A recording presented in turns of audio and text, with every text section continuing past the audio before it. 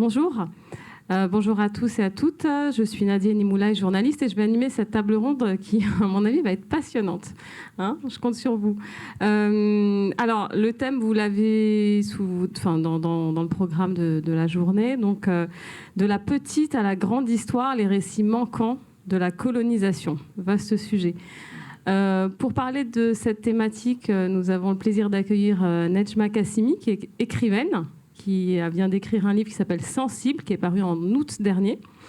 Mohamed El-Khatib, qui est dramaturge, qui nous parlera de son travail à la croisée de l'esthétique et de la politique.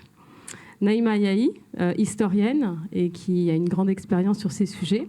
Et enfin, Malik Nedjmi, qui est artiste photographe et qui fait un travail également à la croisée de ce qui se passe en Europe et au Maghreb. Voilà. Première question que j'ai envie de vous poser, tout simplement. Dans vos récits personnels, vous avez chacun produit des choses, soit artistiques, soit intellectuelles. Enfin, ça peut être artistique et intellectuel, bien sûr. Et la première question que j'ai envie de vous poser, c'est comment cette grande histoire vient percuter vos histoires personnelles, vos récits familiaux, les trajectoires parentales, par exemple. Nedjma Kassimi, on peut peut-être commencer par vous, si vous êtes d'accord. Oui, très bien. La grande histoire, elle est rentrée un petit peu de manière assez violente dans ma vie. Je suis originaire, donc je suis née en Algérie. J'ai grandi dans une petite ville de province, entre Lyon et Genève, une petite ville de 10 000 habitants. Et dans les années 70. Et les années 70, c'est peu de temps après la fin de la guerre d'Algérie. Et c'est une période assez difficile où le portrait de l'arabe est encore imprégné du conflit franco-algérien. C'est en fait il y a eu dans ces années-là une fabrique de l'arabe, une fabrique qui a commencé dès le début du XXe siècle. Frantz Fanon en fait mention avec le professeur Porot, qui est psychiatre à l'université de la chaire d'Alger, et qui décrit l'indigène comme un être violent, irascible, imprévisible et particulièrement débile. Et ce personnage de l'arabe va imprégner les mentalités en général et la mentalité française. C'est une période, le XXe siècle, où on se base en fait sur... On a des théories raciales, c'est la période de la Seconde Guerre mondiale, par la suite, où on va théoriser sur les races. Et donc l'arabe n'y réchappe pas.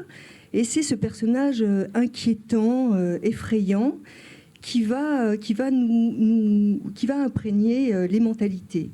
Si bien que je grandis dans une société où le personnage de l'arabe fait peur. Et il fait peur au point, et c'est là où la chose devient violente, il fait peur au point que moi, petite fille...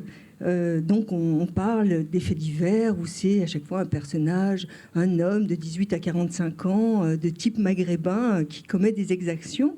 Et au point où la petite fille que j'étais, à 8 ans, 10 ans, voit un arabe sur le trottoir et je traverse la rue, je change de trottoir parce que j'en ai peur. Et je rentre comme ça à me réfugier chez moi, je vais me réfugier à la maison et auprès de mon petit papa. Mais tout d'un coup, je réalise à ce moment-là que le petit papa, il ressemble énormément au monsieur qui m'a fait peur. Et c'est-à-dire, c'est à 10 ans, je prends conscience de manière extrêmement violente de l'amplitude sociologique du physique de mon père et de ce qu'il représente pour la plupart des gens. Donc, oui. Non, pardon, pour rebondir, c'est très intéressant ce que vous dites. Et puis surtout, par la suite, je crois que c'est à l'adolescence, vous expliquez que vous prenez conscience d'appartenir à une génération qui est celle de l'après-guerre. Sauf que quand on entend cette expression dans les années 70, on pense à l'après-deuxième guerre mondiale. Mais vous ne parlez pas de cette deuxième guerre mondiale, vous parlez d'une autre guerre. C'est ça. Alors, l'acception après-guerre... elle désigne en fait mes parents, enfin nos parents, c'est-à-dire ceux qui ont eu une enfance dans la Seconde Guerre mondiale. Ce sont ces gens-là qui sont des enfants d'après-guerre.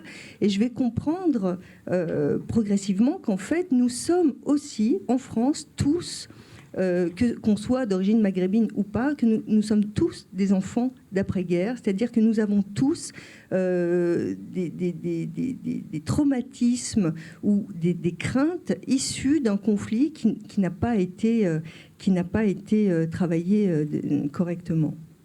Je vous remercie. On discutera justement de cette démarche d'écriture dans un second temps. Mohamed El-Khatib, vous, votre entrée dans cette grande histoire donc se passe aussi par la petite histoire. Et quand on s'est eu au téléphone pour discuter de cette intervention, vous m'avez expliqué que la question de l'inhumation est venue comme ça, entrer en collision avec votre trajectoire personnelle et l'inhumation au Maroc. Et ça a mis en relief en fait les liens entre le Maroc et la France, ou entre la France et le Maroc d'ailleurs. C'est dans quel sens on l'entend? C'est vrai que souvent le point de départ, quand on se tourne vers ses racines, quand un décès survient, naturellement ça provoque cette introspection, ce retour d'où je suis, d'où je viens. Et à la mort de ma mère, je découvre de façon un peu brutale que je suis marocain.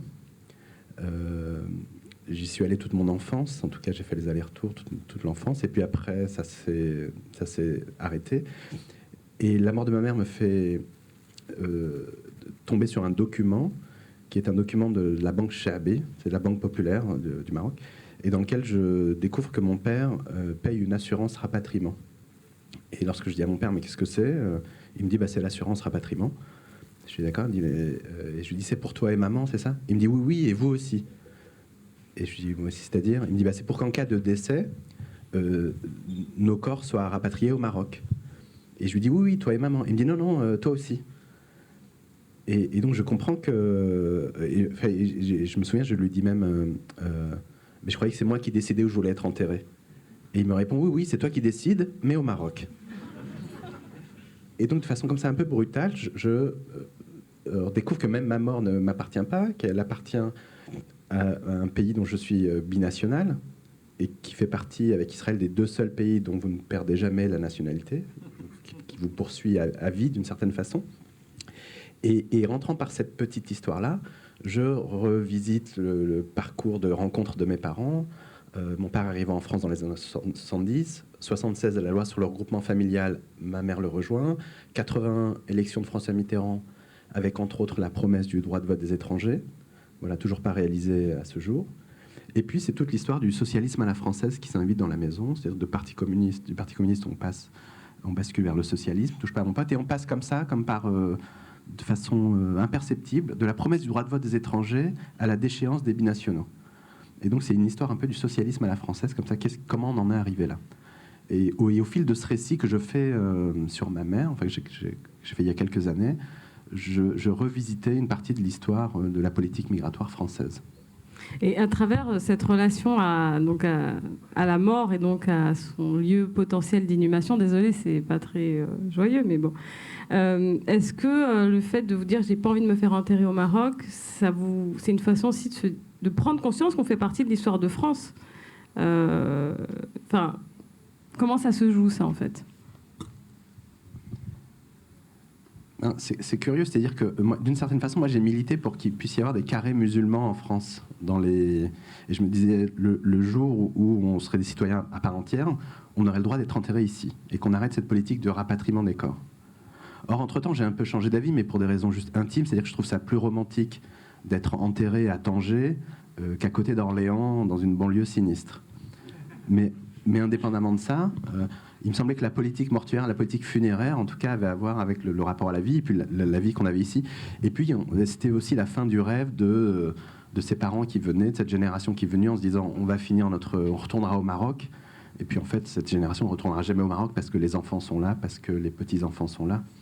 Et donc, il n'y a plus de raison. Donc, le sens, c'est de rester ici. Merci. Malik Najmi, vous êtes artiste photographe. Et vous, il y a aussi ce lien avec le Maroc, puisque vous êtes né d'un père marocain et d'une mère française. Et ça passe aussi par les parents et notamment le père, cette quête de trajectoire, cette quête d'ancrage aussi historique, vous en parlez bien. Comment elle débute en fait? Par quoi? Par des photos, les albums de famille par exemple, oui, il me semble. L'héritage me semble un peu différent des histoires qu'on a pu entendre là. Je pars vraiment sur l'absence de récit. C'est-à-dire qu'en fait, mais c'est aussi commun dans l'immigration, sur un père qui ne raconte pas son histoire, qui n'a jamais traduit comment, pourquoi il est venu et qui n'a jamais voulu trop en parler. Alors on a eu aussi, comme beaucoup à l'époque, dans les années 70-80, quelques retours, mais qui étaient plus taillés dans le temps. À l'époque, c'était tous les 6-7 ans. Et je voyais mon père comme ça nous ramener, et puis quand on rentrait, il pleurait, les larmes coulaient sur son corps, jusque sur le volant, etc. Et c'était évidemment aussi très romantique. Mais en même temps, on voyait qu'il y avait quelque chose qui était en lui qui ne sortait pas. Et à partir de 91, je ne sais plus quelle année, il dit le Maroc, c'est fini.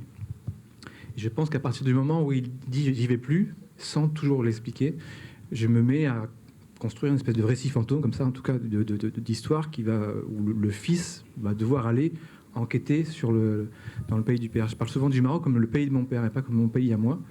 Ça le devient de plus en plus avec mes recherches. Et à partir de 2001, en fait, je commence à photographier le pays de mon père. Tout simplement, en fait, je suis un convoi qui part d'Orléans. Ma tante Najet va marier sa fille Souad avec mon cousin Rachid. Et je dis, je vais aller photographier le mariage de la famille. Et je redécouvre la maison de ma grand-mère, la maison d'Aïcha. Et à travers... Mais là, j'arrive en tant que photographe. Je ne suis plus l'enfant qui était dans les photos. C'est-à-dire qu'en fait, tous les albums de famille qui ont nourri en fait cette enfance sont inversés. C'est-à-dire qu'en fait, je suis derrière la caméra et je reprends en photo des images où j'étais moi petit dans des mêmes postures, des mêmes situations, etc. Il y a une mise en abîme en fait complètement, mais cette histoire. Inconsciente. Et en creux, c'est l'absence du père, son refus de revenir et de raconter son histoire ou de dire, de parler, qui va contribuer en fait à cet objet qui s'appelle El Maghreb, qui est un ouvrage en 3 volumes. Sorti en 2006. 2001, 2004, 2005. Je fais 3 retours et l'idée, c'est de ramener le corps du père. C'est-à-dire qu'en fait, c'est le fils d'immigrés, comme je me nomme souvent, qui retourne au Maroc faire des images pour ramener le père qui ne veut plus revenir. Et ça fonctionne. C'est-à-dire qu'en 2004, quand je vais, lui en 2002, par exemple, Aïcha, sa mère décède, là aussi, j'y vais. Alors si j'y vais, j'y vais en avion. Et puis finalement, non, je vais aller en voiture parce que je vais pouvoir ramener des choses. Et puis finalement, il n'y va pas. Donc en 2004, je vais prendre en photo la tombe de sa mère pour le ramener et je fais des entretiens avec ses tantes et les tantes deviennent aussi des protagonistes d'une histoire que je mets en place et elles témoignent de l'histoire et disent Mohamed, mais pourquoi tu viens pas nous voir, etc. Et est-ce que le choix de ce médium qui est la photographie est une façon de capter, de figer des moments à défaut d'avoir les paroles puisqu'il n'y a pas de narration? Est-ce que c'est pas une façon finalement c'est un art qui se joue sans parole et c'est peut-être aussi pour ça que vous allez vers la photographie, je trouve, dans le rapport à l'immigration, permet de déployer l'espace. Je trouve qu'il y a cette idée de parler des allers-retours est très liée à des déplacements.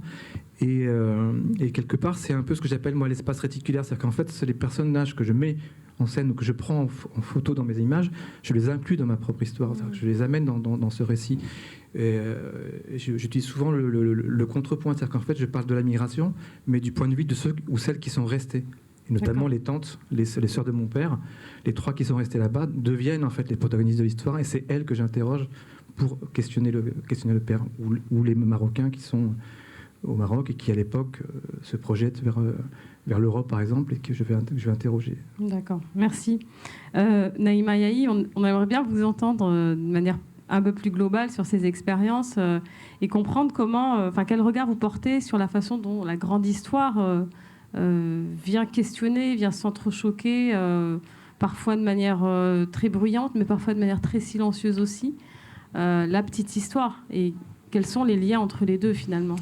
Alors, sans vous faire un cours magistral sur les enjeux de la grande histoire, les itinéraires individuels, je partirai de l'expérience de nos invités qui sont artistes dans des disciplines variées et qui nous disent quelque chose aussi d'une mise en abîme dans leur pratique artistique, d'un récit personnel, mais qu'ils dépassent et qu'ils interrogent, notamment à l'aune dans ce que vous disiez tout à l'heure, des imaginaires, de cet héritage des imaginaires qu'on va porter sur des corps, des phénotypes, des patronymes, des histoires nationales, puisque on convoque le Maghreb, mais on pourrait élargir tout le pourtour méditerranéen. Et ce que j'entends dans vos initiatives, c'est un alliage entre une expression subjective des problématiques universelles et un cas particulier, puisque c'est celui du rapport au fait postcolonial. Et ça nous renvoie à ce qui a peut-être été plus structuré au niveau épistémologique de l'autre côté de l'océan Atlantique, quand on parle des narratives états-uniennes, qui aujourd'hui s'installent dans le paysage aussi dans l'art contemporain, la littérature, sur les scènes de spectacle vivant, ou la photographie, comme on en témoigne aujourd'hui.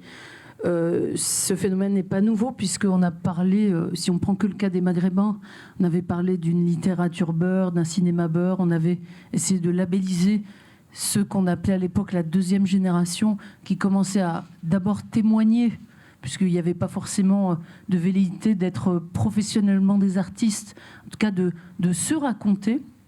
Et donc là, on convoque peut-être cette notion chère à Paul Ricoeur de l'identité narrative. Pour ces Français en devenir ou autres, si on n'est pas Français, en tout cas ces Européens issus d'Afrique du Nord, qui ont à vivre parfois dans le pays qui a colonisé le pays de leurs parents, il s'agit de réinventer les contours d'une identité qui doit faire cohabiter le dominant et le dominé, qui doit faire cohabiter des problématiques et des injonctions à l'assimilation, à l'intégration, voire à une altérité définitive, puisqu'aujourd'hui, on l'entend dans les débats publics, on serait définitivement un étranger. Et on ethnicise la problématique identitaire. Et ces artistes, ces intellectuels, ou ces citoyens qui s'expriment sur leur petite histoire, comme l'on dit, éclairent et nous permettent de raconter la grande histoire du fait migratoire, la grande histoire du patrimoine commun, y compris celui du patrimoine des luttes ou des conflits. Quand on parle de l'Algérie, on ne peut pas faire l'impasse sur la décolonisation, bien évidemment. C'est vrai pour les 3 pays du Maghreb. Et aujourd'hui, j'ai envie de dire, et surtout quand je vous entends parler du socialisme et de l'immigration, des politiques publiques et de la manière dont on a voulu cornaquer cet itinéraire d'une identité en mouvement. Et en témoignent les travaux ou les œuvres portées et présentées cet après-midi.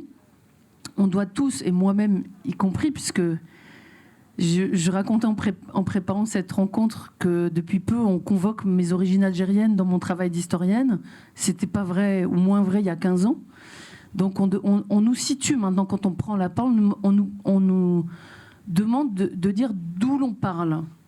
Alors, sans faire de l'égo-histoire, je dirais que même nous, chercheurs, nous sommes tenus de montrer patte blanche et d'avoir une forme d'objectivité fantasmée sur les sujets dont nous nous emparons, comme par exemple l'histoire de l'immigration, ce qui est mon cas. Alors je dirais que moi-même, puisqu'on est dans les récits, en tant qu'historienne franco-algérienne, travaillant sur l'immigration maghrébine et sur le fait culturel de l'immigration, forcément, on cherche des réponses dans sa propre expression, quand on est artiste, quand on est chercheur, et on cherche à mettre en partage aussi ce que moi j'appelle cette histoire et cette mémoire d'une identité en mouvement. Et cette identité en mouvement, elle peut être conflictuelle, elle peut être protéiforme, et on le voit dans le témoignage de chacun de mes collègues qu'elle est singulière à chaque fois. Donc c'est l'inhumation, c'est le retour au pays, c'est la perception qu'on a de soi et des autres. Mais tout cela, ce sont des questions qui sont posées de manière transversale à toutes celles et ceux qui sont issus de l'immigration, quelles que soient les diasporas, et singulièrement quand elles sont issues de diasporas post-coloniales. Et justement, quand tu dis ça, Naïma, ça me fait tout de suite penser à la notion de roman national. C'est un enjeu politique aujourd'hui. Quel roman national? Comment on le construit? Est-ce qu'il peut y avoir un roman national? Logiquement, oui. Mais est-ce que ce roman, il peut être constitué de plusieurs chapitres? Vous pouvez tous répondre et donner votre avis, bien sûr. Alors déjà, quand on dit roman, Il y a quelque chose qui ne va pas. Il y a déjà un biais. Donc peut-être on pourrait dire presque fable. En tout cas, ce qui peut cimenter une identité fantasmée, figée. On ne va pas convoquer le vase de Soissons et Vercingétorix ou Poitiers. Ma fille de 8 ans apprend encore aujourd'hui que les Arabes ont été stoppés à Poitiers par Charles Martel. Elle est en CM1. Donc on est comme ça dans des totems figés qui construit une forme d'altérité qui se transmet de génération en génération. Le rôle de l'éducation nationale, là tu cibles en creux le rôle des enseignants de l'éducation nationale. C'est surtout, non, je cible en creux la question du récit. C'est-à-dire, aujourd'hui, il y a un musée national d'histoire de l'immigration, il y a des institutions patrimoniales ou pédagogiques, il y a des outils sensibles, des pièces de théâtre, des ouvrages à partir desquels on peut construire des propositions pédagogiques. Il y a des travaux de chercheurs dans toutes les disciplines. Et aujourd'hui, pourtant, il y a des manières de raconter le fait d'être français qui sont assez figées. Et ce qui est intéressant aujourd'hui, c'est ce que pose la question de, on dit la mise en récit de soi. Tu parlais tout à l'heure de storytelling pour autre chose, mais on est dans une séquence où, moi, je préfère parler de photos de famille. On doit rajouter à cette photo de famille française la silhouette d'une partie de la population qui est invisibilisée dans l'histoire ouvrière, dans l'histoire militaire, mais les mémoires combattantes sont sélectives. Et des travaux, des documentaires, des ouvrages l'ont rappelé. On peut se dire que ce travail de récit de soi est salvateur pour permettre d'avoir les supports pour faire ce récit collectif. Et ce récit collectif doit s'élargir, faire de la place et s'enrichir de ces trajectoires singulières qui viennent... peut-être les dernières arrivées, mais en tout cas, elles viennent nourrir un récit de ce qu'est la France aujourd'hui, qui n'est pas la France d'il y a 300 ans et celle de dans 200 ans. À un moment donné, on doit dépasser cette posture un peu fragile de penser que c'est la fin de la France à partir du moment où on englobe ces histoires dans leurs parties les plus réjouissantes, y compris les plus difficiles quand on parle de la décolonisation. Alors là, je m'adresse à vous quatre, justement, et je rebondis sur ce que disait Naïma. On a souvent l'impression que, finalement, le passé, on connaît tout du passé, mais là, quand j'entends ça, il y a évidemment nécessité d'aller le dépoussiérer et d'aller le regarder avec un prisme nouveau. On parle en ce moment du documentaire de Raoul Peck, Exterminez-les tous, sur Arte, qui est plutôt salué par la critique, mais qui est aussi critiqué. Quel rapport on entretient à ce passé pour pouvoir combler les trous manquants de ce récit, de cette narration historique? Vous pouvez tous répondre, mais pas en même temps. Alors moi, je vais revenir sur la mémoire militaire. Et dans mon texte, je me suis penchée, en fait, non seulement sur les anciens d'Algérie, et pour en fait dire aussi quel a été le parcours de ces jeunes gens à 20 ans qui ont été envoyés dans une guerre à laquelle ils ne comprenaient absolument rien, où ils avaient assez peu d'intérêt, et qui ont eu leur vie aussi qui a été imprégnée de ce traumatisme de guerre qu'on n'a pas reconnu pour eux. Mais je me suis aussi penchée sur les Français qui ont pris fait et cause pour l'indépendance, parce que je trouve que ce sont aussi des personnages qui ont été invisibilisés. Je parle par exemple de Simone Veil, dont on parle beaucoup pour son travail de réconciliation franco-allemande, tous les travaux qu'a menés Simone Veil, et on fait un peu l'impasse sur son engagement en faveur de l'indépendance de l'Algérie. On fait l'impasse sur... Oui. Sur Gisèle Halimi et la question de sa panthéonisation qui pose problème précisément par rapport à son engagement dans le FLN. Pardon. Exactement, oui. Ou alors je parle par exemple de Noël Favrelière, qui est une personne qui raconte qu'il était engagé, qu'il était appelé, qu'il a été appelé, et qui finalement est parti soutenir le FLN. Et je veux raconter aussi cette autre histoire de ces Français qui ont pris fait et cause pour l'indépendance, où au niveau de ma petite histoire, des Français qui ont mon grand-père, ma marraine, ma mère, qui sont des Français qui ont fêté l'indépendance de l'Algérie. Parce qu'on a toujours ce clivage, on voit les choses de manière complètement manichéenne, comme s'il y avait la France d'un côté et l'Algérie de l'autre, et comme s'il n'y avait pas de Français qui avaient voulu, eux aussi, que justice soit rétablie. Mohamed, Malik, est-ce que vous voulez rebondir sur ce qui a été dit ? Peut-être sur cette question du roman national. Dès que j'entends roman national, je me dis, attends, mais qui l'écrit ? Qui l'a écrit ? Parce que souvent, on réduit ça à un problème d'accès. Il faut avoir accès au savoir. De la même façon qu'on dit, le problème des musées, c'est qu'il y a un problème d'accès. Et on pose ça en termes de démocratisation d'un problème d'accès. En fait, c'est pas le problème. Le problème, c'est qui fait le musée, qui décide de ce qui fait œuvre, de ce qui ne le fait pas, qui décide de la valeur de l'œuvre, qui décide de la valeur de l'histoire, qui raconte cette histoire. Et moi, dans le champ théâtral, je fais du documentaire. Donc, je suis censé objectiver les faits, m'intéresser à la réalité, mais en réalité, le documentaire, ça n'est qu'une construction, ça n'est qu'un point de vue. Donc, comment on partage les caméras, comment on partage les stylos pour raconter cette histoire ? Ça, c'est la première des choses. Et puis, la deuxième, c'est quelle place on fait à l'altérité. Là, je prends l'exemple du théâtre, c'est le champ que je connais le mieux, c'est-à-dire que là, on se mobilise énormément pour Molière, puisque c'est son anniversaire, mais quels sont les autres récits possibles ? C'est-à-dire tous les autres récits qui sont des récits de l'histoire de France, mais qu'on a tendance à exotiser ou à communautariser comme si c'était des récits extérieurs. Ah tiens, donc on va prendre un spectacle qui s'appelle Saigon, par exemple. Voilà, là on comble la question franco-vietnamienne, puis un spectacle, tiens, Morceau contre Enquête. On a la guerre d'Algérie, puis... Et on va comme ça ciseler en disant peut-être que ça fera récit commun ou pas. Et on oublie de déconstruire ces catégories. Qui disent, mais qu'est-ce que c'est que le récit national ? De quoi est fait le récit national ? Et finalement, un spectacle sur le fait migratoire localisé au Maghreb dans les années 80, ça participe de l'histoire nationale. Ça fait partie de l'histoire nationale. Et donc, il y a un problème déjà de catégorisation et de problématisation qui fait qu'on accepterait cette histoire comme étant la nôtre et qu'on pourrait la prendre comme ça à bras-le-corps. Merci. Est-ce que Malik, tu veux réagir sur ça ou... Non, après, sur peut-être la question du musée, qui est le musée qui collectionne, moi j'ai un rapport très fort, ce qui m'a amené aujourd'hui au débat ici, avec le Musée national de l'histoire de l'immigration. Mais quand je dis très fort, c'est-à-dire que c'est le seul musée, on en parlait tout à l'heure, qui collecte mon travail. Ailleurs, il n'est pas collecté ou quand tu dis collecté, collectionné, c'est-à-dire qu'en fait, c'est des commissions d'acquisition qui disent, voilà, ce travail-là va rentrer dans telle commission, dans tel musée, et va raconter telle histoire. Je ne sais pas, moi, si mes œuvres collectées dans un seul musée elles participent au récit national. J'ai l'impression... Ça veut dire qu'on compartimente, en fait, c'est ça ? Quand on parle d'immigration, il faut que ça soit nécessairement le musée de l'immigration et pas un autre musée. Par exemple. D'accord. Là, ça devient compliqué pour moi. Et là, je me dis que... moi, je deviens un peu fou avec ça. Je me dis, mais c'est pas possible. Pourquoi il y a ce seul musée qui prend les œuvres de Malik ou de Mohamed, etc.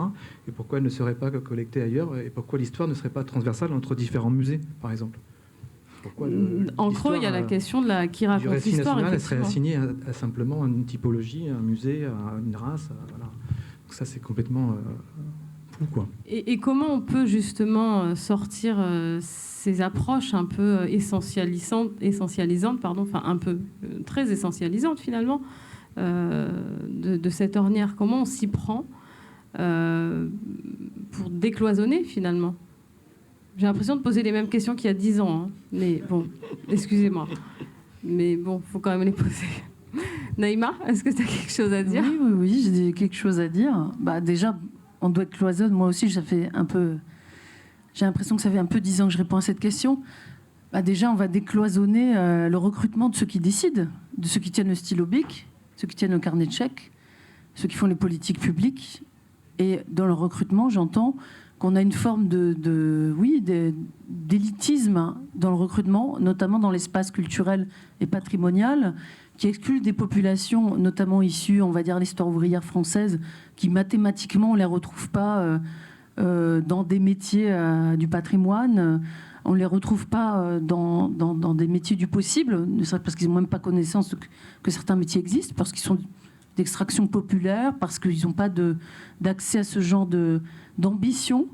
Et je dirais simplement qu'il faut avoir une politique engagée en faveur du renouvellement de ce recrutement, d'élargissement de ce recrutement, pour que, par exemple, demain, la population d'un territoire donné, qui est proche d'une institution patrimoniale, puisse bénéficier d'une programmation qui propose à la fois, on va dire, les grands classiques, les Molières et autres, mais pas juste comme étant le quota, on a mis le quota de la pièce de théâtre Mémoire de la guerre d'Algérie ou Minorité ou Quartier sensible, mais plutôt penser avec une ambition égale dans la monstration d'un récit, que ce soit dans le cadre du spectacle vivant, de la littérature, etc., et que le Musée national d'histoire de migration soit prescripteur, c'est très bien, mais qu'il fasse des émules dans d'autres espaces patrimoniaux qui ne sont pas spécialement dédiés à l'histoire de l'immigration, parce que c'est cette zone grise.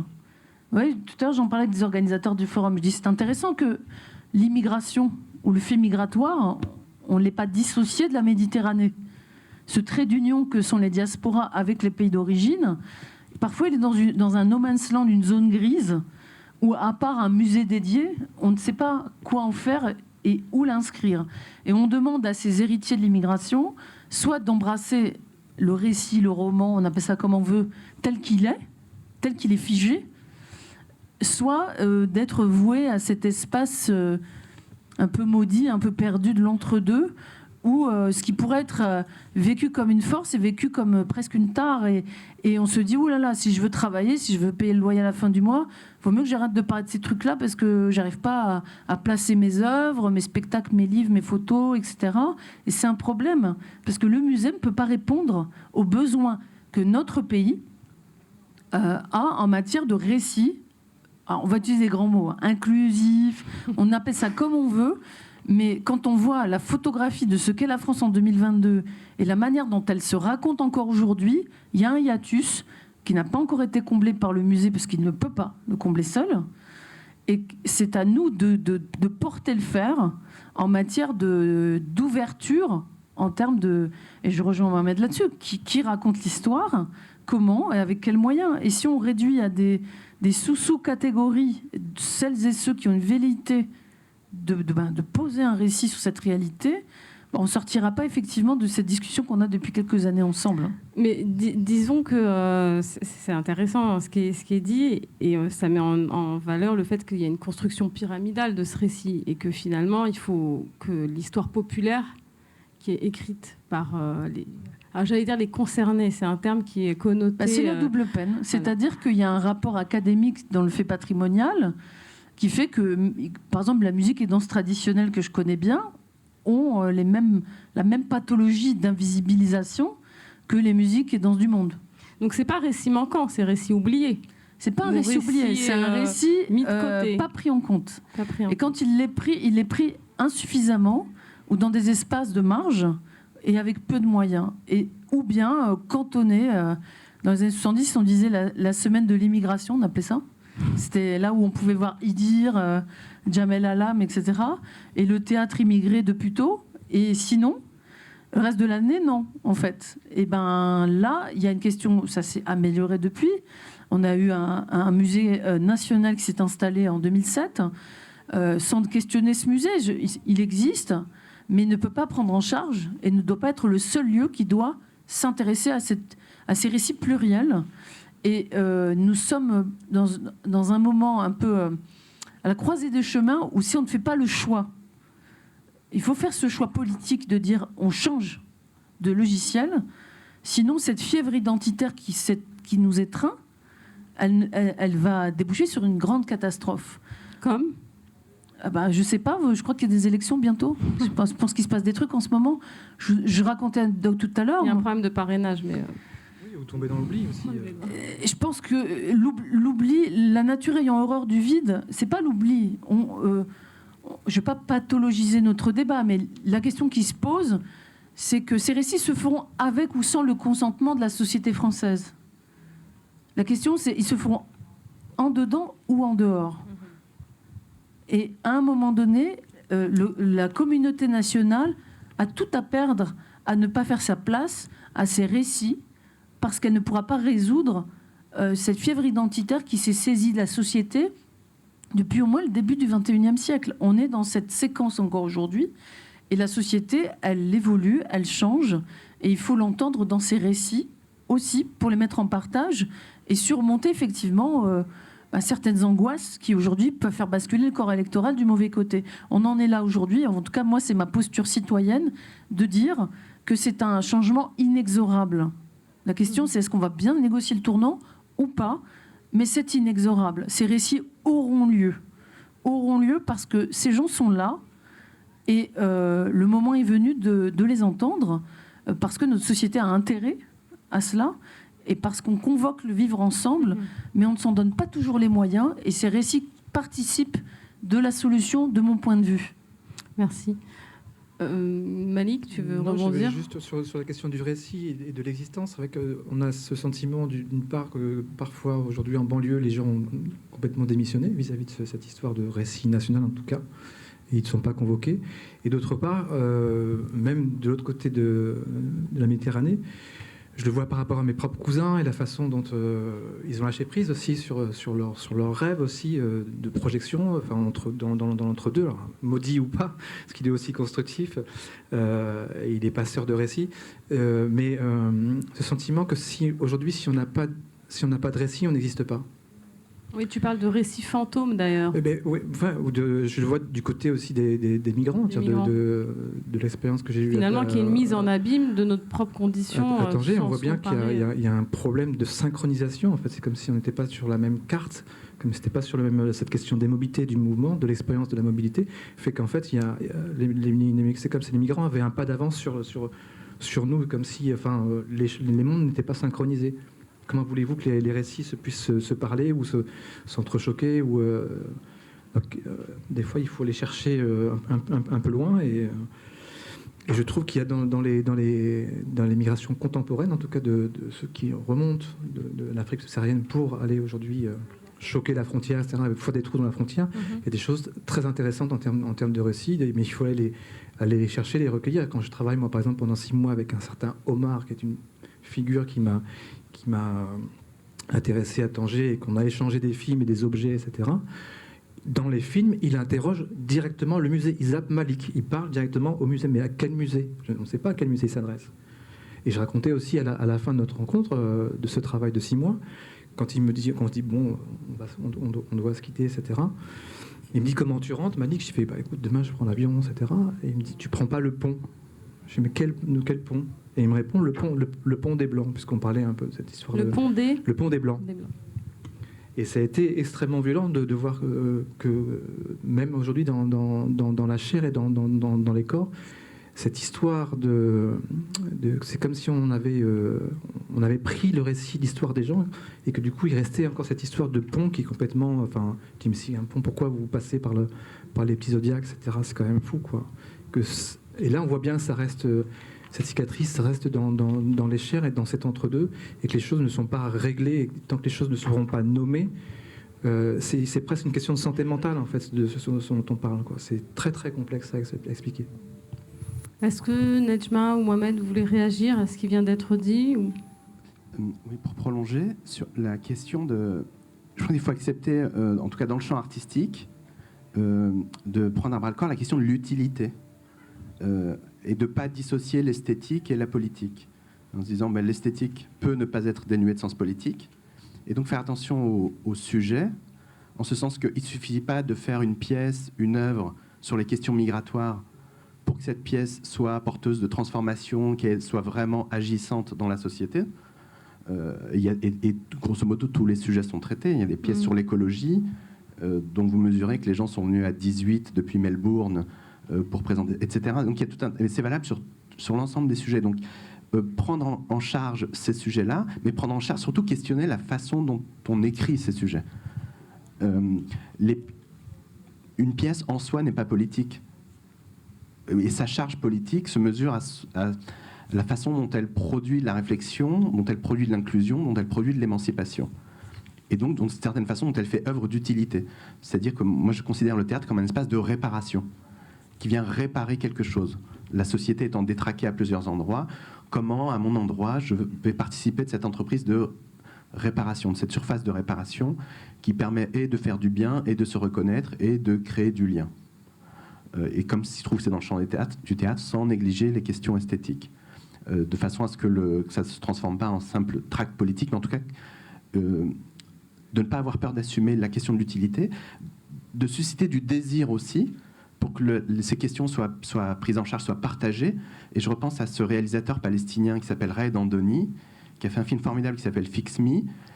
Il veut faire un film sur sa migraine, et personne ne comprend pourquoi il fait un film sur sa migraine. Côté palestinien, on lui dit « Mais comment ça, tu fais pas un film sur la cause ?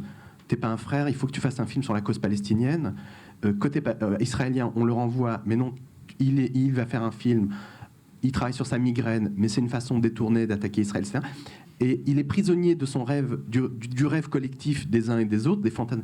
Et il n'a plus, lui, de liberté intime. L'individu ne peut plus exister là-dedans. Non, mais c'est bien, juste, c'est bien parce que ça permet de rebondir sur l'espèce de dualité et la double injonction qu'il y a quand on est issu de l'immigration. C'est à nous de raconter nos récits. Enfin, c'est à vous, je ne suis pas censée m'inclure dedans. C'est à vous de raconter vos récits. Et en même temps, le danger, c'est de s'enfermer. Donc, qui c'est qui raconte ces récits, comme tu l'as dit tout à l'heure, et comment on trouve ce point d'équilibre entre assez de recul sur une œuvre, une production, et en même temps savoir de quoi on parle. Comment ce point d'équilibre, on essaye de le trouver. Je ne sais pas qui veut répondre, mais... Alors, pour la question de c'est à nous de raconter ce récit, pour moi, les choses se sont passées de telle manière que je n'avais jamais eu aucune intention d'écrire un texte sur la situation des personnes d'origine maghrébine en France. C'était un sujet qui ne m'intéressait pas, dont je me tenais le plus possible éloignée. Si éloigné que j'ai quitté la France parce que c'était un sujet, c'était un poids qui ne m'intéressait pas de vivre. Donc j'ai pris de grandes distances par rapport à cette thématique, mais même en étant loin, c'est-à-dire en regardant la France et en écoutant les récits des jeunes gens, je me suis dit que c'était pas possible de pas œuvrer et de pas venir à la rescousse, voyant que les choses n'allaient pas dans le bon sens, que les choses empiraient. Donc j'ai été rattrapée, alors malgré le fait que j'aurais voulu ne jamais avoir à traiter du sujet, et je me suis dit maintenant il faut y aller, il faut se retrousser les manches et il faut apporter ma pierre. Et la question qui s'est posée pour moi, c'était la manière de le faire. Il y a énormément de romans qui se sont penchés sur la question, et de très très bons romans sur les questions, alors la littérature beurre ou sur la guerre d'Algérie, etc. Et je trouvais qu'ils avaient fait le travail très très bien, et je ne voyais pas pourquoi j'irais rajouter un roman au roman et du bruit au bruit. Il y a des essais historiques, il y a de quoi faire sur le sujet. Et pour moi, c'était important d'essayer de parler de ce sujet autrement. C'est-à-dire comment aborder la question, peut-être dire les mêmes choses encore une fois et encore, mais trouver une nouvelle langue, trouver une nouvelle façon d'aborder la chose pour que le problème soit entendu et compris par ceux qui ne le vivent pas. Et donc, ma réflexion, elle a été aussi dans la forme littéraire. Quelle est la forme que je vais utiliser pour faire entendre cette voix? Donc la forme, c'est un mix de récits autobiographiques, de récits historiques, d'analyses sociologiques. Tout se mêle. Il y a plusieurs textes qui se mêlent et qui, en bout de route, doivent donner, je l'espère, un portrait général.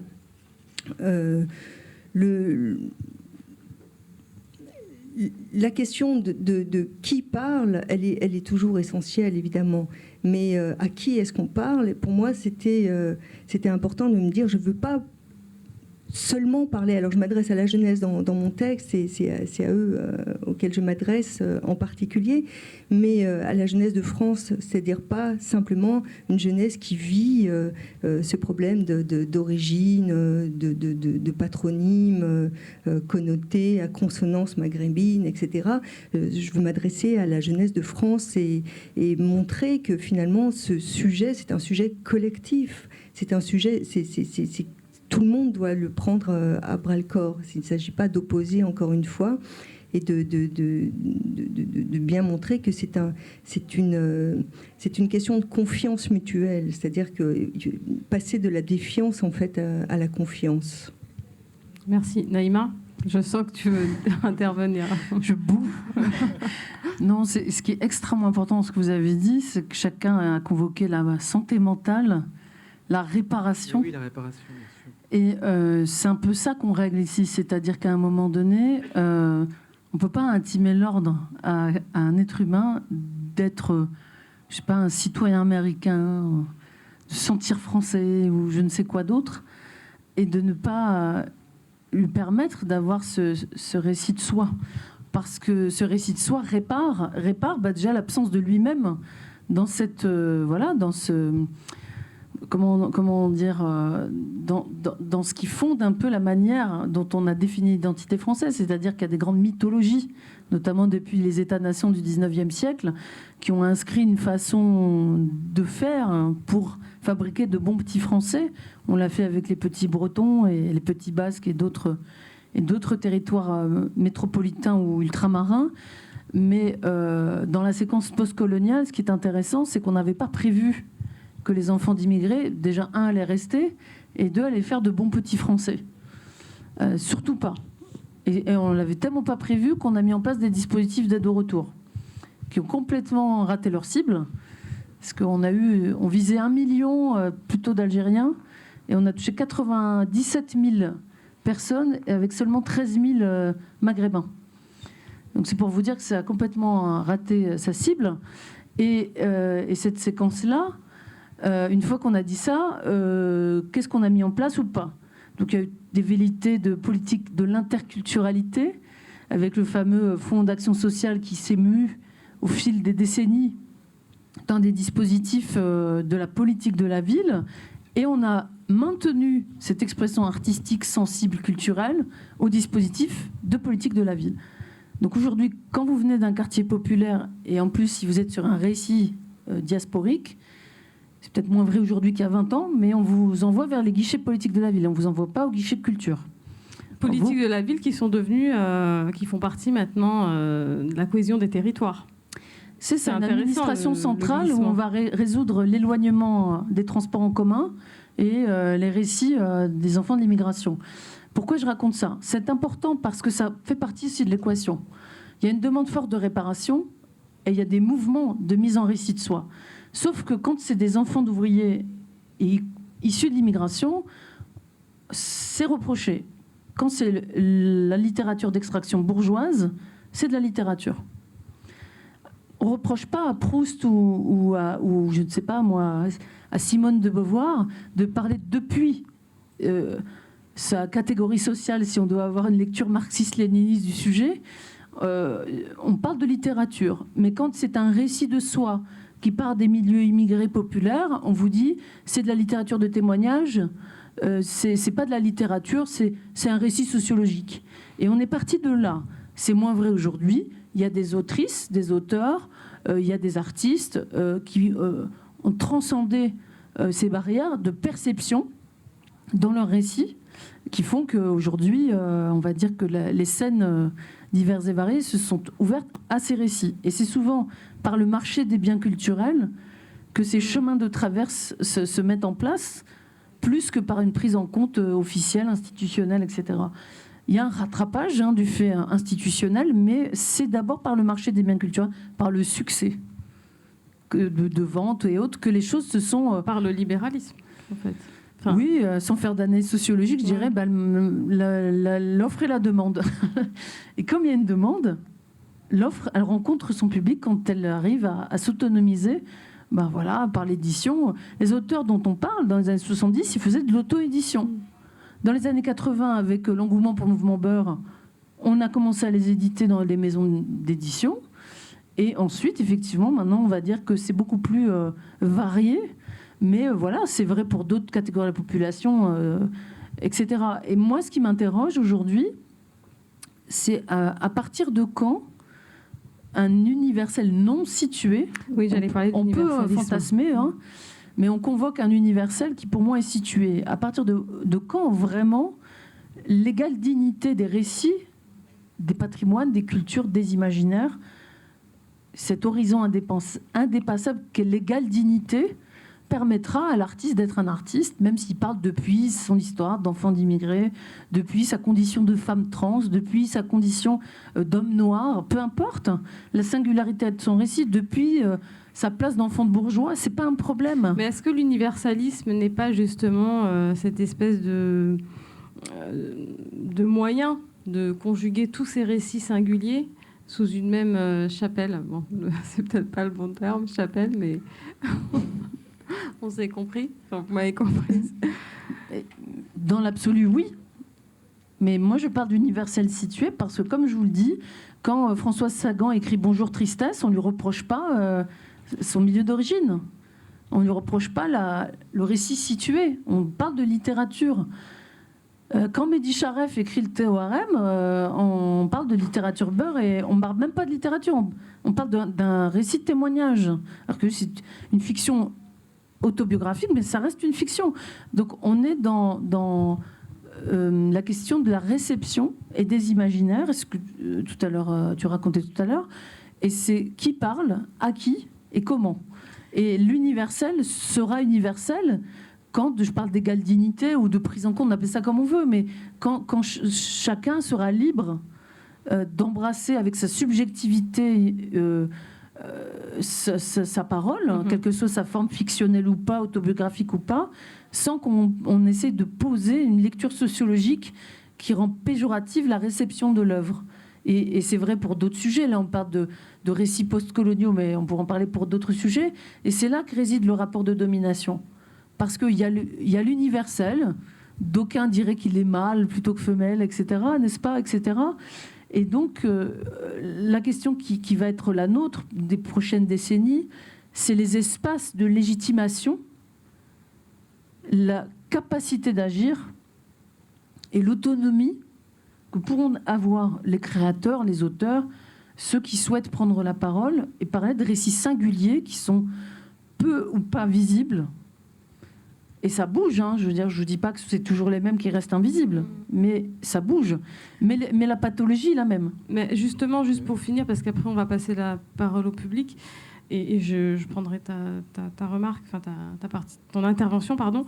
Je voulais parler de la question de la transmission aux générations d'après. Et en fait, quand je pense aux jeunes, je pense tout de suite aux réseaux sociaux. Qu'est-ce que les réseaux sociaux ? Parce qu'il me semble qu'ils ont quand même changé quelque chose dans la visibilisation des récits singuliers.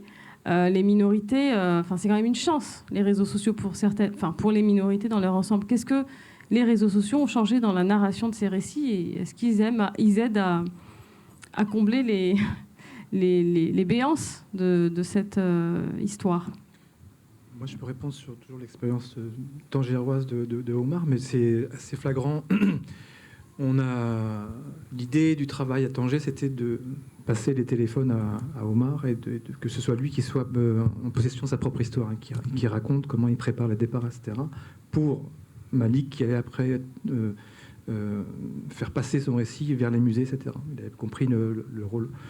Et à un moment donné, il y a eu les gens se sont rendus compte que pour les jeunes subsahariens, il y avait très peu d'images qui étaient produites par les téléphones interposés, etc. Il y avait très peu d'utilisation du récit. Il fallait justement qu'il y ait parfois peut-être cet intermédiaire, je ne sais pas, l'artiste ou la question que tu poses, c'est qui accompagne aussi ces récits. Ça me fait penser un peu au travail que je fais en ce moment en banlieue avec certaines femmes qui disent qu'elles ont été utilisées par le politique pour avoir accès à des familles qui n'avaient pas accepter le pacte républicain et qu'il fallait les chercher. Mais du coup, elle commence à parler, puis elle développe aussi un féminisme, etc., enfoui et invisibilisé. C'est très intéressant ce que tu dis par rapport à ça.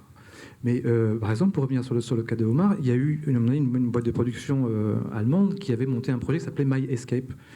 Et donc, du coup, il récupérait beaucoup de parcours de Syriens qui étaient partis depuis la Libye, qui avaient documenté à Lampedusa, etc. Ça marchait parce qu'ils subissaient. Ouais.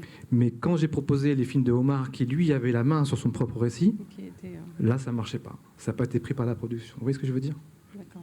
Donc là, il y a un vrai problème par rapport à même qui parle et comment après, en termes de médiatisation, je ne sais pas comment on voit bien qu'il y a toujours ce problème. Alors avec le musée, mise en scène, en fait. On a besoin d'une mise en scène avec des gens dans des rôles bien précis. Juste pour finir, avant les questions publiques. On confisque en fait le récit. D'accord. C'est toujours une question de confiscation. Juste pour finir rapidement, comment on fait pour non seulement combler et transmettre ces enjeux, faire en sorte que les générations qui arrivent puissent se retrouver dans ce récit républicain, ce roman national, comment ils y participent ? Rapidement, s'il vous plaît. Alors moi je pense qu'il y a le rôle de la répétition. Quand j'ai écrit Sensible, j'avais l'impression quand même de parler de choses qui étaient sues, connues.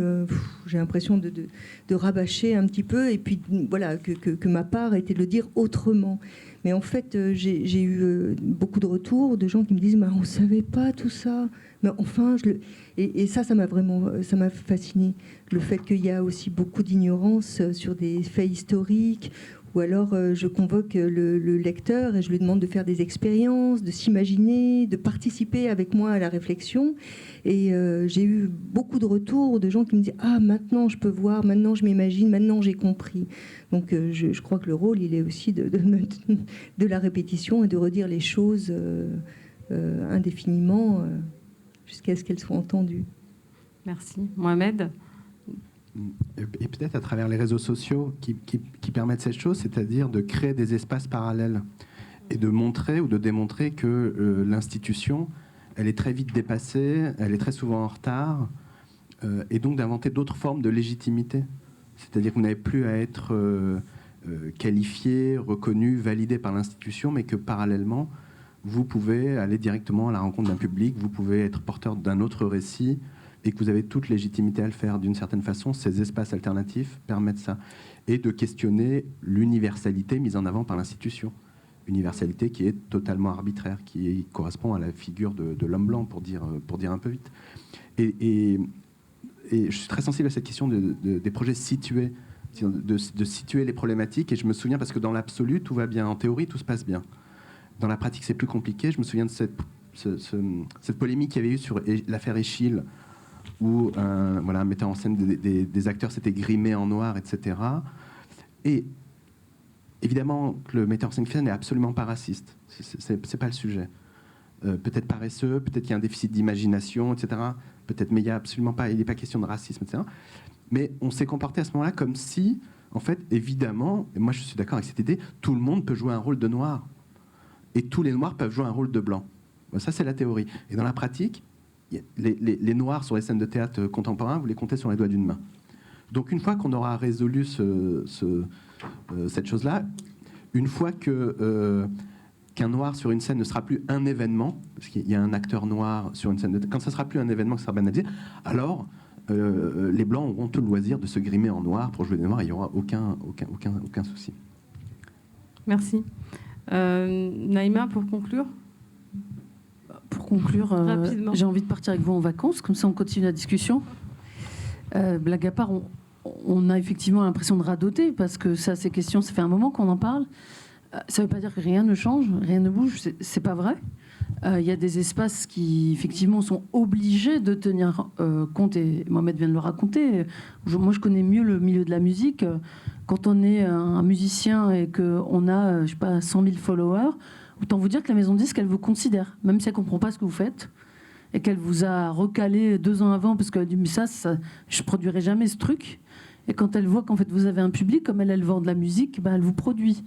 Et en fait, j'allais dire, c'est une histoire de rapport de force.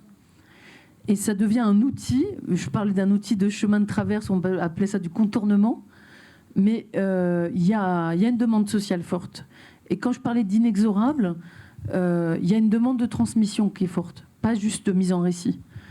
Il y a une jeunesse qui est ouverte, awake, non, il ne faut pas que je dise ça, qui est consciente de ces besoins-là et qui demande du récit, qui veut des réponses à ces questions. Pourquoi je suis français ? D'où ça vient que je suis français ? J'ai la peau noire, je suis français. Comment cela se fait-il ? Etc., etc. Donc il y a des demandes. Et nous, notre responsabilité, depuis là où nous parlons, dans la recherche, dans la création, c'est de donner des outils de narration, d'histoire, de mémoire. Et si on ne le fait pas, eh ben, la nature ayant horreur du vivre, on s'écrit ses propres récits. Et on peut parler de contre-culture, on appelle ça comme on veut, mais c'est cela l'aspect inexorable de ce dont je parle. C'est qu'avec une société aussi plurielle qu'est la France aujourd'hui, le bassin méditerranéen, j'en parle même pas, on ne peut plus, je veux dire, ton travail sur les mouvements et les migrations subsahariennes en Afrique du Nord le prouve, on est dans une société du mouvement, de la mobilité, et on a parlé de crise migratoire, moi je parlerais plutôt d'une crise de l'accueil, parce que la migration se fait du sud vers le sud. Donc on est dans une espèce d'esprit de forteresse assiégée, mais en creux, on n'interroge pas spécialement seulement ceux qui viennent d'arriver la semaine dernière. En creux, ce qu'on n'a pas résolu, c'est ceux qui sont là depuis longtemps. Et quand on parle... Qui sont nés aussi. Pardon ? Qui sont nés aussi. Oui, qui sont nés. Et puis quand on parle de certaines migrations issues du fait colonial, comme l'Afrique du Nord ou l'Afrique subsaharienne, pour l'Afrique du Nord, on parle d'une migration qui est en France métropolitaine depuis la fin du 19e siècle. On est au 21e. Donc ça veut dire qu'on a encore beaucoup d'impensés, beaucoup d'angles morts, et on a besoin de mettre en récit cette histoire davantage. Et si les supports sensibles nous y aident, c'est nécessaire et c'est tant mieux. Et peut-être que cette dimension de santé mentale va effectivement être surmontée. En tout cas, moi j'aime bien, je resterai sur ce mot de la fin, ce besoin de réparation. Réparer par le récit, par le sensible, par la mise en image, la mise en musique, la mise en littérature. En tout cas, tout ça me parle beaucoup et je pense que la France, de ce côté-là, recèle de beaucoup de talents de mise en récit. Voilà. Merci beaucoup. Merci à tous.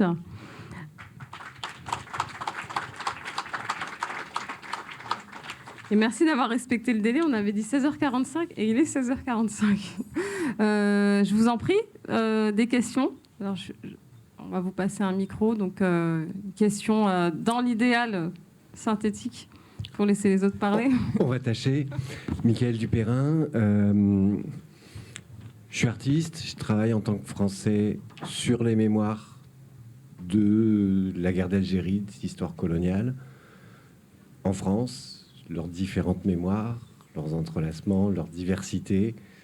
Tout ça pour situer un petit peu d'où je parle. Je crois qu'en tant que producteur de formes, de récits, on trouve des manières, effectivement, de tricoter, soit de tendre la caméra, soit de mettre en place des dispositifs qui vont permettre à d'autres de s'en saisir, ou d'essayer de mettre en place des dispositifs où on signale d'où on parle, et on essaye de ne pas coloniser l'espace de la parole.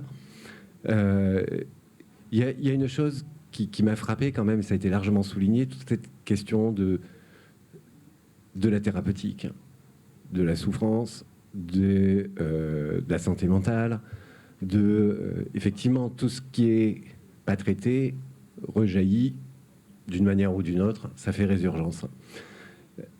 Il y a un point qui a quand même été largement souligné, c'est la difficulté à trouver les relais institutionnels pour relayer justement ces paroles, ces formes minoritaires produites par des minorités ou qui donnent visibilité aux minorités.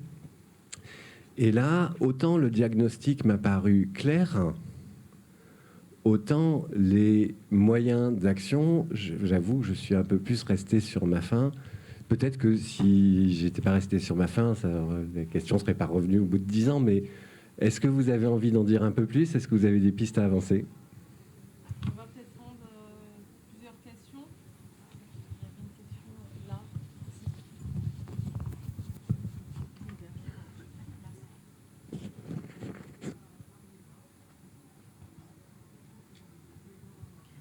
bonjour et merci.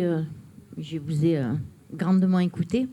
J'avais juste quelques petites remarques par rapport à vos interventions. Moi, je ne suis pas issue de l'immigration, je suis française de la 3e génération. Donc, ce qui me gêne un peu, c'était votre mot de la fin en disant réparation. Ce qui veut dire que, intimement parlant, quand on parle de réparation, ça veut dire que vous estimez qu'il y a une faute. Déjà. Blessure. Blessure. Mais alors pas réparation. Bon, déjà, bon, c'est pas trop. Voilà. Je veux dire par là que déjà, vous partez avec un sentiment de blessure. Mais la blessure, à vous entendre tous les 4, pardon, vous parlez comme des écorchés. Et c'est vrai, non, mais c'est pas risible, non, mais c'est sérieux ce que je dis, parce qu'en fait, c'est un besoin viscéral de se faire entendre, de se faire comprendre. Et tout à l'heure, le monsieur disait, on ne peut pas politiser par rapport à une scène de théâtre, tout ça, mais on a bien vu que Ionesco, quand il a fait le rhinocéros, il a politisé. Et aujourd'hui, nous, quand nos enfants étudient, ils l'étudient pas comme ils devraient l'étudier, mais lui, il a politisé. Et c'est ce qui me gêne un peu. À chaque fois, on dit issu de l'immigration. Tout à l'heure, vous parlez de représentativité. C'est vrai qu'il n'y a pas beaucoup de danseurs contemporains de couleur, mais toutes les publicités actuelles, il y a beaucoup de gens de couleur. Donc, il y a quand même une évolution. C'est petit, c'est minime, hein, mais moi, ce qui m'a choqué quand je suis allée à Paris, c'est à New York, il y a des photos de publicité partout, les gens sont de couleur, il n'y a pas de problème. À Paris aussi, Marseille moins, parce que c'est le pourtour méditerranéen. Il y a encore pas cette gêne, mais il y a encore quelque chose qui n'est pas encore... C'est encore un peu figé sur Et ma troisième remarque, c'est que on sait que l'Europe, c'est un continent vieillissant. On sait que la main-d'œuvre, on va aller la chercher sur le pourtour méditerranéen. On sait qu'on a besoin. On sait que c'est pour ça qu'il y a un travail à faire. Mais il faut s'ouvrir. Il ne faut pas rester sur cette écorchure. Moi, mes parents, ma mère, elle a vécu la guerre d'Algérie. Son père est mort. Il a été assassiné devant elle. Mais elle ne nous en a pas... tout ce qu'on a... Par contre, vous voyez, ma mère, elle est artiste peintre. Elle nous a inculqué, pas le pardon, mais d'accepter le cheminement de l'histoire. Tout à l'heure, vous disiez, vous, à 8 ans, ma fille, on lui dit que les Arabes, Charles Martel, il a arrêté les Arabes à Poitiers, à 8 ans. Ok, c'est vrai, c'est factuel. Vous, ça vous... Non, mais je sais, mais pour une gamine de 8 ans, justement, pour une gamine de 8 ans, c'est ce qu'on lui apprend. Mais ce qu'on n'apprend pas après, quand la même gamine de 8 ans, elle a 15 ans, on ne parle pas de la colonisation. Comment s'est passée la colonisation? On s'arrête à la France et l'Algérie. Alors qu'il y a eu d'autres pays qui ont colonisé. Mais on s'arrête à la France et l'Algérie. Donc c'est ce qui me dérange un petit peu. Après, c'est très, très intéressant. Mais c'est dommage d'avoir sur cet esprit presque revendicatif, c'est vrai. Mais à quel moment vous voulez que nos enfants... Moi, je travaille sur la laïcité, je fais beaucoup d'ateliers sur la République. Et moi, quand j'ai des gamins qui me disent, de toute façon, Israël, c'est un pays qui n'existe pas. Vous voyez, c'est là, on parle tout à l'heure, vous parliez de... Il y a toutes des mentalités, il y a tout à refaire, il y a tout un cheminement à faire. Je vais pas être plus longue, mais il ne faut pas être écorché, parce que si on est écorché, c'est ce qu'on ressent, on va le donner. Merci beaucoup, madame, de votre intervention. On va prendre une autre question. Et puis, on va laisser nos intervenants répondre, puisqu'il va bientôt être 17h. Il y avait une question au fond, il me semble. Je vous remercie pour votre présentation et toute la richesse de cette thématique. Moi, j'ai une question, j'ai une remarque à faire. J'ai pensé au titre de votre livre, à vous, Najma Kassimi. Vous avez dit sensible, et j'ai entendu l'expression tout à l'heure de quartier sensible. Et je me suis dit, est-ce qu'on parle de quartier sensible au sens positif, des quartiers doués de sensibilité? Merci. Je vous remercie pour votre question. Nejma, par contre, il y a une dernière question et ensuite on répond. Il y a un monsieur qui a levé la main. Oui. Et ensuite, je vous laisse répondre. Merci. Alors, merci beaucoup pour cette présentation. Alors, je suis tunisien qui est récemment installé ici en France. Alors, vous allez trouver un peu des fautes dans ma français et tout, mais c'est pas grave. Mais non, ça va, on est entre nous. Alors, j'ai un petit remarque à propos, qu'est-ce que tu as dit, madame, à propos le chant, comment il faut... J'ai une petite remarque sur qu'est-ce que tu as dit à propos il faut en change le logiciel. À propos, si on va parler à propos de la partie d'histoire qui est absente de la récit dominant ou la récit national, pourquoi on va chercher d'être intégré pour ce récit national qui est fait pour reproduire cette dominance elle-même? Pourquoi on va chercher de changer le logiciel, mais la machine elle-même, elle est faite d'être comme ça. Alors on va chercher, je pense, on va chercher des autres moyens pour, je sais pas, pour produire notre culture, pas que les immigrés, mais les immigrés et les autres classes. On peut parler à toutes les classes précaires ou toutes les classes populaires qui étaient absentes de ces histoires. Alors on va passer à plusieurs outils. Je suis surprise pourquoi, par exemple, on ne peut pas trouver un rappeur ou rappeuse qui vraiment, c'est une grande outil pour exprimer l'histoire ou le récit qui est populaire. C'est un moyen hors le cadre institutionnel ou académique qui va reproduire elle-même la même structure sociale. Merci beaucoup. Merci. Je vous laisse répondre. Donc, il y avait 4 questions. Donc, sur la question des solutions, comment on fait pour avoir plus de relais institutionnels. Moi, j'ai donné ma partie de la réponse déjà. Est-ce que vous voulez partager vos expériences, Mohamed, Nejma ou Malik? Moi, je ne me sens pas écorché particulièrement, mais je me sens une certaine... C'est la deuxième question. Donc, sur cette question des relais, des solutions, comment on fait pour, dans les institutions, avoir plus de relais? J'y viens. Pour moi, c'est lié. C'est lié parce que je ne me sens pas écorché, mais je me sens une responsabilité. Et d'une certaine façon, de prendre en charge mes responsabilités, c'est de délester cet héritage pour ma fille, par exemple, qui a 4-5 ans. Et parce que tout ce qui n'est pas dit est répété d'une façon ou d'une autre. Et donc, je trouve qu'il y a un intérêt, en tout cas, à agir, à travailler ces blessures pour léguer autre chose que des blessures. Et d'une certaine façon, et ça rejoint la première question, moi, ce qui me pose problème, c'est l'absence des classes populaires, par exemple, dans les lieux dits de culture. Et du coup, une des pistes, pour moi, c'est en permanence de me poser la question des absents. Pourquoi les absents ne sont pas là? Et parce que la plupart du temps, les absents n'ont pas conscience qu'ils sont absents. Et que c'est-à-dire que la possibilité d'aller au musée, d'aller au théâtre, n'est même pas présente dans leur esprit. Ce n'est même pas un choix possible. Et donc, comment on peut rendre ce choix possible? Et d'une certaine façon, une des pistes qui me paraît esquissée, en tout cas pour parler du champ théâtral, qui sont les projets situés. D'orienter la commande publique vers des projets situés, c'est-à-dire des projets d'artistes qui font avec. Faire avec. Alors on appelle ça en Angleterre, on dit faire avec les communautés, mais faire avec les gens. Et donc fabriquer des objets artistiques avec les gens. Inventer des processus d'appropriation des publics. Pas simplement travailler à l'accès à, faire en sorte que les gens accèdent aux œuvres, mais comment plutôt fabriquer avec les gens. Fabriquer des œuvres qui ont du sens et qui peuvent être partagées. Et puis, parce que moi ça me pose problème ce que vous dites sur le... mais on voit beaucoup de noirs dans les publicités, etc.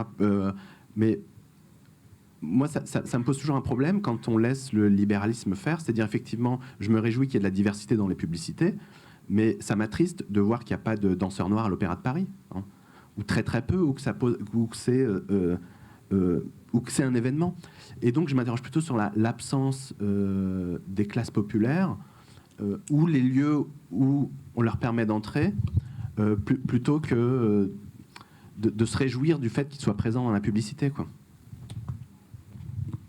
Merci. Est-ce que des compléments? Des réparations, des blessures, il y a beaucoup de choses à dire. Il y a en chef de file des artistes plasticiens, peut-être vous connaissez Kaderatia qui travaille énormément dessus. Sur la question du pardon, c'est quand même beaucoup plus compliqué. Je ne suis pas forcément d'accord non plus. Là, j'ai une histoire à raconter, mais ça va être un petit peu long. Mais j'ai suivi, moi, par exemple, des manifestations de jeunes noirs à Florence en 2011 suite à des assassinats fascistes. Et on voyait des jeunes noirs manifester contre le fascisme en Italie. Ça, c'était quand même absolument hallucinant. Un an après, la communauté, parce que tu parles des communautés, mais parfois il faut effectivement travailler avec eux et produire aussi d'autres récits, des formes d'inventivité, mais aussi parfois les accompagner. C'est le rôle de l'artiste de sortir aussi de son statut pour aller accompagner les communautés. Pour moi, c'est évident. Et Parce que là aussi, il y a des besoins de traduire des choses, de réparer des choses, d'accompagner les gens. On est presque parfois dans le tract, etc. Et là, les jeunes, la communauté sénégalaise de Toscane fait une prière pour les morts, pour s'absoudre et pour pardonner le crime. On fait le DVD, j'accompagne, je filme. Le DVD va dans les familles, donc les familles restées au Sénégal peuvent participer à la prière. Donc je suis content que j'ai participé à quelque chose. Et 2 ans après, la personne qui a pardonné ce crime fasciste se fait tuer sur un des ponts de Florence parce qu'il est sorti de son territoire et il se fait assassiner. Qu'est-ce qu'on fait avec ça? Il aurait dû rentrer, en fait, et au moment de la prière, il demandait au marabout qui était ici, qui était présent, est-ce qu'on doit rester en terre hostile ou est-ce qu'on doit rentrer au pays? Il aurait dû rentrer au pays, en fait, finalement, monsieur Dienne, mais finalement, il s'est fait tuer. Le pardon, je crois que là, il n'est pas entendable, en fait. Et la blessure, je pense qu'il y a une des dimensions, moi j'en veux un peu muser pour ça, dans la migration qui n'est pas prise en compte, c'est la dimension performative qu'il peut y avoir. Moi, je parle souvent de combat quand je rentre au pays, quand je vais chercher ces histoires, quand je me force à aller rencontrer les homards, ou quand je ramène des objets. Qu'est-ce que je fais avec ces rames qui me donnent et je trouve que cette dimension performative du récit décolonial, peut-être, on va dire, pour parler de ce terme, et de quête de guérison est très, très complexe à traduire, mais elle est toujours présente, en fait. C'est un réel combat d'aller chercher ces histoires, etc. Une des démarches que je mène actuellement, pour peut-être répondre à votre question, c'est d'aller chercher dans la pharmacopée arabe. Donc là, je vais au-delà de la migration, je vais dans la médecine arabo-andalouse qui s'arrête au XIIIe siècle, et qui s'arrête sur le fait que les maladies du cœur arrivent au cerveau, on ne sait pas, on parlait de la dépression, etc. Donc du coup, je me dis, mais qu'est-ce que mon père m'a mis dans le ventre, qui est cette graine, ou ce membre absent qui n'est pas à moi, et qui fait que je ressens aussi une nostalgie prononcée, qui fait que quand je vais au Maroc, je suis ni moi ni lui, mais quelqu'un d'autre qui doit se dépasser pour aller chercher. Je vais chercher au-delà de moi-même quelque chose qui me dépasse. Et ça me rappelle un peu le conte de Gilgamesh quand il va chercher cette plante d'éternité pour aller guérir son frère qui est mort dans le désert. Je vais chercher en ce moment dans le jardin, dans la notion de bled par exemple. Le bled a souvent été une notion de punition, c'est-à-dire qu'on nous renvoyait au bled en disant bah, toi tu as fait des conneries ici, si tu fais des conneries on va t'envoyer au bled par exemple. Alors qu'en fait le bled est un espace de réparation fondamentale, c'est ce que j'appelle l'espace miroir, et il y a plein de choses en fait à creuser autour de ces notions de réparation et de blessure. On va laisser Najed finir. Pardon, Nejma, excuse-moi. Oui, je vais répondre à la question. Et Naïma, rapidement, parce qu'il est 17h, donc... Alors, très rapidement. Oui, j'ai joué sur cette polysémie-là, le quartier sensible, les problèmes sensibles. Le terme de sensible, il est connoté, il est chargé de négativité. Les personnes sensibles, les personnes écorchées qui viennent parler de problèmes, ressasser, etc. Donc, il y a toute cette négativité qui est liée à ce terme. Et ce que j'ai voulu faire, c'est aussi rappeler que quand on parle d'enfants, d'immigration, quand on parle de toutes ces personnes impliquées, ce sont des personnes sensibles, et donc faire appel à rappeler leur sensibilité, comme vous l'avez bien dit. C'était exactement ça. Et ce que je veux dire dans ce vocable, c'est de dire que la compréhension, la rationalité passe aussi par la sensibilité. Et je fais appel, quand j'écris, je fais appel à la sensibilité du lecteur pour comprendre le monde. Et il y a une programmatique aussi dans le texte d'amener et d'invoquer à ce qu'on arrive à construire un monde finalement sensible. Merci beaucoup, Nejma. Naïma, pour finir vraiment rapidement. Oui, en fait, c'est une réponse à toutes les 4 questions. C'est qu'à un moment donné, madame, les écorchés vifs font des beaux films, des beaux livres, des belles pièces de théâtre, et certains ne veulent pas écrire ou parler parce qu'ils ont trop de douleur. Pour ma part, je ne sais pas si je suis écorchée vive ou pas, je vous dirais simplement que les récits que j'observe ne sont pas des récits pour ne pas être français. Au contraire, c'est faire récit pour faire société. La plupart d'entre eux n'ont pas été payés rechange. Le pays de leurs parents n'est pas leur pays. Ils y sont attachés, ils sont souvent binationaux, mais ce n'est pas leur pays. Sinon, ils prendraient un billet d'avion, ils iraient pour un aller sans retour. Leur pays, c'est la France, mais ils y vivent parfois un exil de l'intérieur. Et vous en témoignez, puisque vous dites travailler avec ces publics qui parfois vous témoignent de difficultés identitaires. Moi, ce que je dis, en l'ayant observé au cours de ces années d'expression de ces enfants de l'immigration, qui peuvent être des Français dès leur naissance, c'est le cas des Algériens, ils ne sont pas naturalisés, sont Français par le droit du sol. Est-ce que pour autant on les voit comme des Français ? En tout cas, au début des années 80, quand ils se mettent en branle pour revendiquer leurs droits, on ne les voit pas comme des Français. Et leurs parents ne leur disent pas « vous êtes Français ».